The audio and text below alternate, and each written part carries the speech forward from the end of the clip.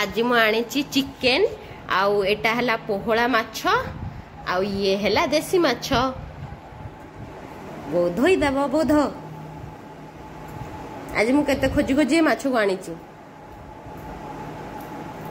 आज भी माछ सरी गलानी मु गला आलू आ गोटे जगह से माछ को धरिके आसिली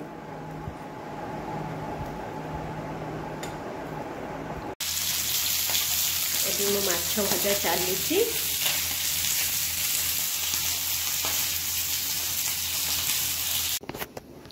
एबे मु भात बसे देछि अधुआ भात आ एपटे डालमा बसे देछि एबे माने गोटे हे गलानी हेले मो रोसे स्टार्ट होउची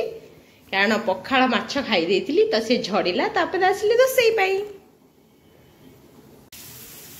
फर्स्ट मु माछ तरकारी कर देबी तापर करबी चिकन तापर अदा रसुण पेस्ट पके देली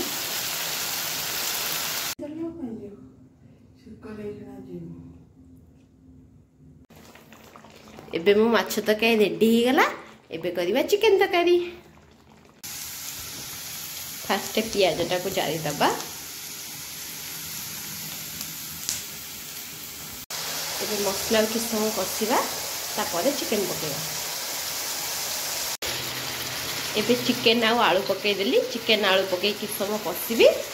तापर हे जिवो एठी तो मो माछ तरकारी रेडी हे कि थुआ हेची और चिकन कषा चली मो चिकन तो एबे कषी आसलानी एबे पानी दे दबा